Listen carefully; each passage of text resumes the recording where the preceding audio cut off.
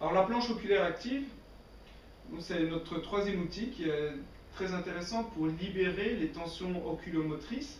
Enfin, oui, libérer les tensions plutôt pour renforcer surtout la musculature oculomotrice et libérer les tensions d'origine oculomotrice. Donc, en fait, vous avez ici les muscles oculomoteurs qui ont la vertu de orienter l'œil dans toutes les directions et les deux yeux doivent travailler en coordination.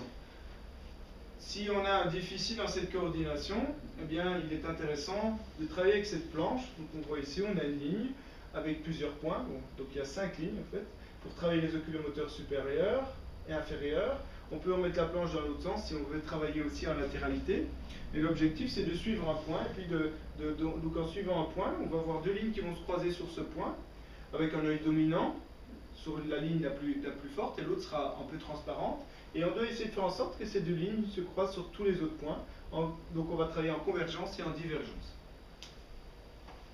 Donc c'est une planche qui est intéressante aussi pour les orthopticiens, puisqu'on va vraiment l'utiliser pour la rééducation oculomotrice.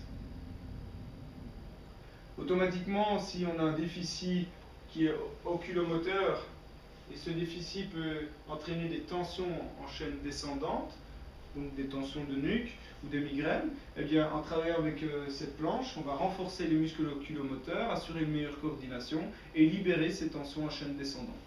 Tout comme avec l'orthèse buccale active, on va pouvoir inhiber des tensions qui sont d'origine oculaire, ou plutôt oculomotrice.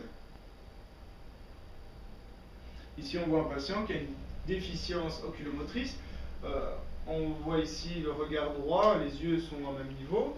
Et si on y met un stylo, donc avec la pointe, qu'on lui demande de suivre la pointe du stylo du regard, on peut constater ici que l'œil gauche rentre vers l'intérieur et suit bien ce stylo. Par contre, l'œil droit reste au milieu et n'arrive pas à converger, donc il n'arrive pas à suivre en coordination avec l'autre œil. Donc cet œil-là devra être rééduqué et en quelques semaines avec la planche oculaire active, il arrivera à suivre, comme l'œil droit, à suivre ce mouvement de convergence.